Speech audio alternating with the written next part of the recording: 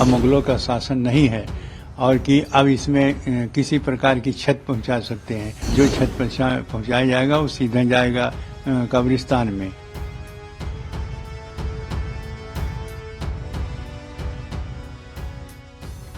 नमस्कार, मैं हूं आपके साथ कविता राणा। आज जब देखें वर्षों बाद राम मंदिर बनकर तैयार हो रहा है, आज जब रामलला के पधारने की शुभ घड़ी आई है और आज जब अयोध्या की रौनक वापस लौटी है, तो उपद्रवियों से लेकर सनातन विरोधी और सत्ता के लोभी नेताओं की जुबान जहरीली होने लगी है। विराट राम मंदिर की भव्यता इनकी आंखों में चुभने लगी है। राम जन्मभूमि पर प्रभु राम का विश्व रूपी मंदिर बनता देख बाबरपंथी पैरोकारों का दर्द जुबान पर आ गया है। अब तक तो समाजवादी पार्टी के नेता शफीकुर रहमान वर्ग ही सत्ताधारियों पर ताकत के बल पर बाबरी छीनने का इल्जाम लगाते आए थे, लेकिन अब इस कड़ी में AIMIM पार्टी के मुखिया और हैदराबाद से सांसद असदुद्दीन ओवैसी की एंट्री हो चुकी है। सोशल मीडिया पर ओवैसी का भड़काऊ बयान जमकर वायरल हो रहा है। मंच से ओवैसी देश के नौजवानों से मस्जिदों को आबाद रखने की अपील करते हैं। खुलकर ये बोले कि जहां हमने 500 साल तक सजदा किया, आज वो जगह हमारे पास नहीं है। आप देख ही रहे हैं कि वहां अब क्या हो रहा है। नौजवानों, मस्जिदों को आबाद रखो। नौजवानों, तुमसे मैं कह रहा हूं, हमारी मस्जिद हमने खो दी और वहां पर क्या किया जा रहा है आप देख रहे हैं। नौजवानों, क्या तुम्हारे दिलों में, हमारे दिलों में तकलीफ नहीं होती कि जिस जगह पर हमने 500 साल हय्या अल सलाह और हय्या अल फलाह की सदाएं दी, जहां पर हमने बैठकर कुरान करीम का जिक्र किया, जहां पर हमने बैठकर सलातो सलाम के नजराने पेश किए, आज वो जगह हमारे हाथ में नहीं है। नौजवानों, क्या तुमको नहीं दिख रहा कि अभी ऐसे 3-4 मसाजिद हैं जिसमें दिल्ली की सुनेरी वाली मस्जिद भी है। मेरे अजीज दोस्तों, याद रखो नौजवानों, ये जो ताकतें हैं ना, तुम्हारे दिल से जब इत्तेहाद को निकालना चाहते हैं, क्यों निकालना चाहते हैं? मिली गीरत को खत्म कर दिया जाए, मिली हमियत को खत्म कर दिया जाए।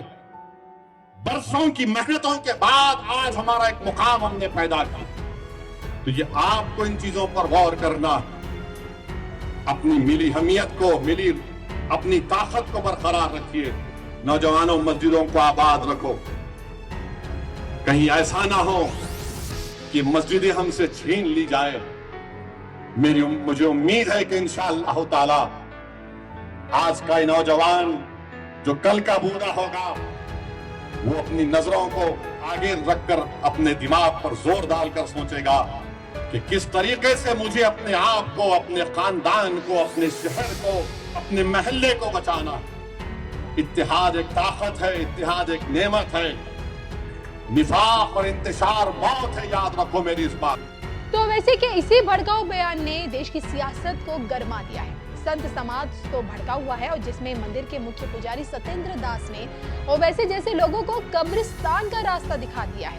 इस बात की भविष्यवाणी की है कि राम के विरोधी अब कब्रिस्तान जाएंगे।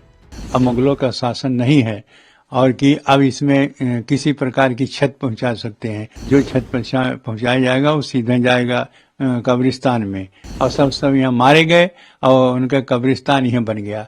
रंग बातें बोल रहे हैं, वह उदित राज का जो सोच है वो बिल्कुल घटिया है सोच। अब मुगलों का शासन नहीं है और कि अब इसमें किसी प्रकार की क्षत पहुंचा सकते हैं। जो क्षत पहुंचाया जाएगा वो सीधा जाएगा कब्रिस्तान में। इसलिए ऐसा सोचना भी गलत है।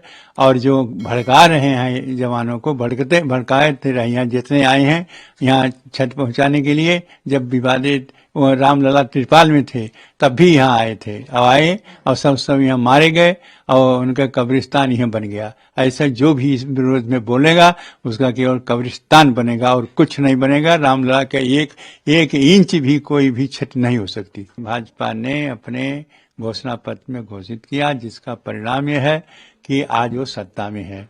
2 सांसद से होकर के आज 303 सांसद हैं।